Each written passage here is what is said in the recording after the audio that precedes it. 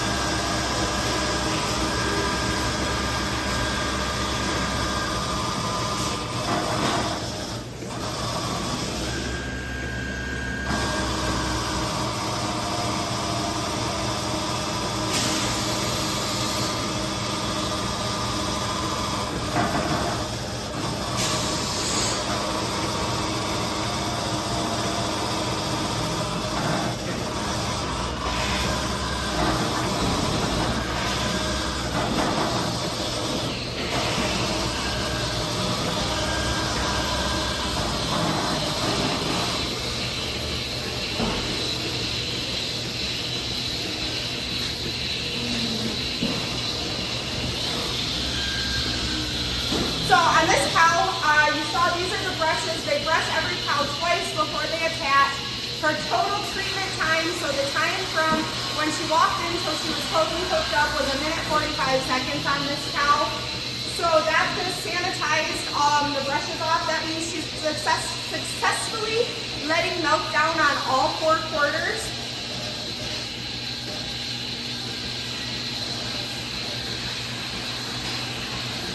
So the milk is going through the quarters there, down through these white hoses, and this is inside the robot, so it runs into the milk jar here, and then through the milk bladder, up that milk line, this way, into our milk house.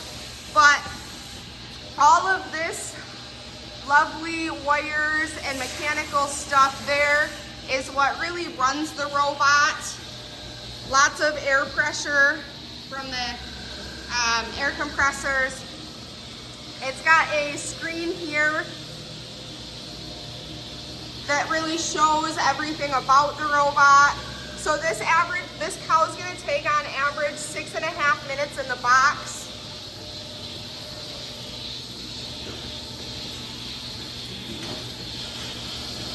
The average cow takes about 6.5 minutes, so she's pretty average. Our box time, that's called box time, it runs between 6 to 7 minutes on average for us.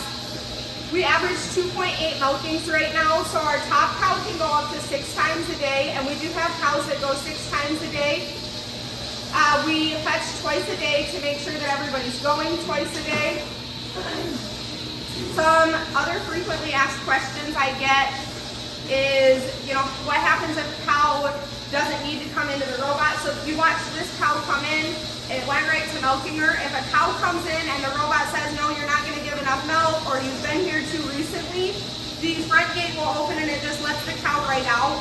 We have some cows that'll do that 10 to 15 times a day where they just come through and they go right back out. The number one reason that they're coming through is because there's a sweet feed at the front of the robot that tastes really good to cows, and they want to come get that. So that's the main driver on why they come to the robots. I wrote down some other frequently asked questions we get. It's going to post different now.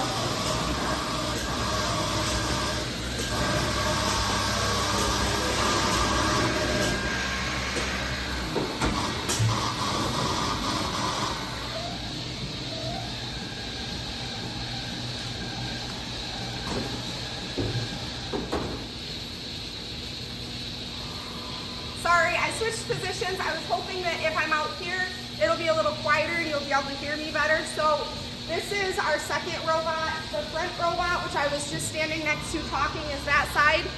So we've got 2 on this front and then 1 at the back of the barn. But some other frequently asked questions I get include, what happens if it doesn't attach to the right quarters?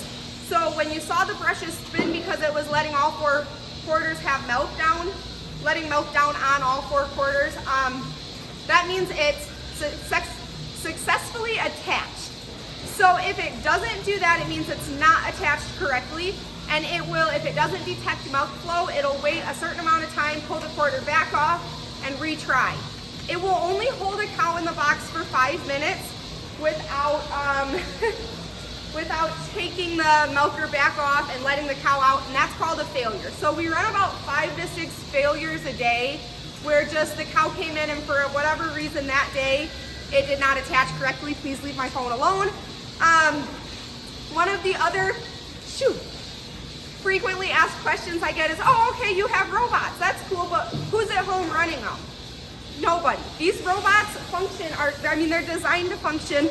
Hold on, this cow is very, very curious. So robots are designed to function entirely on their own. The goal is that nobody needs to be out here. So for 24 hours a day, these run around the clock. They shut down at 3 a.m. and 3 p.m. to do a 20-minute wash, but otherwise they're just here milking without me. The only time that you need to be here is if you're milking your fetch cows that you're pushing in that they haven't been to the robot recently enough. So we do that twice a day. But what happens if something breaks? They call.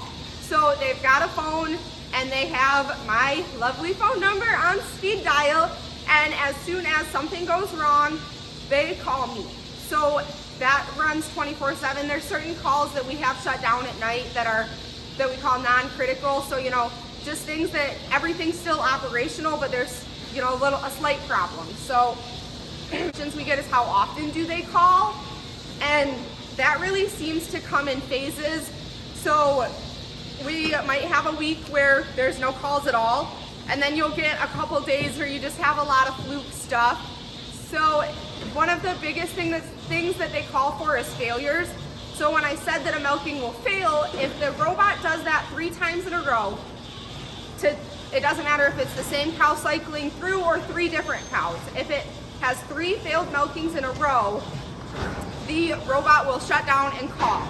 that signals to the robot that there's something wrong and something is not right. So we need somebody to look at it, somebody to be on call to look at the robot and say, hey, what's going on? The number one reason that that happens is a broken chain. So the chains that help the cups attach will break. And then once they break, the cup can't attach correctly.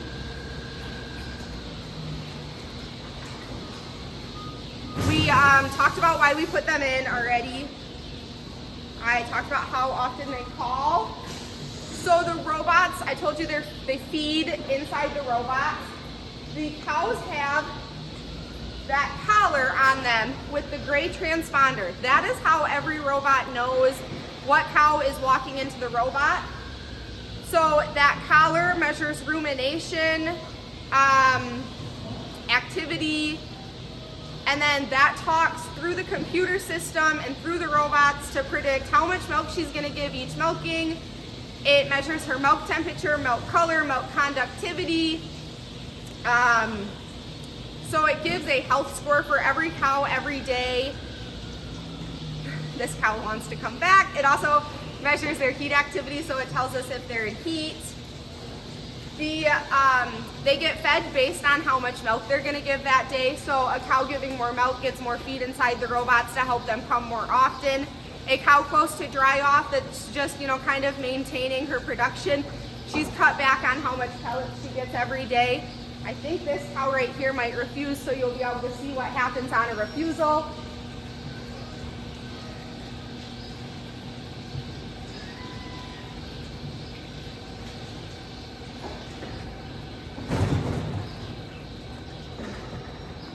And you can see the grain on her nose. She really loves the grain, so she runs a lot of refusals throughout the day, and she even knows how to keep the feed bowl pushed shut so that she can sneak other people's grain in. But I think that covers the basics of robots and a lot of the frequently asked questions we get. If you have more questions about robots, drop them in the comments and I'll try and answer them.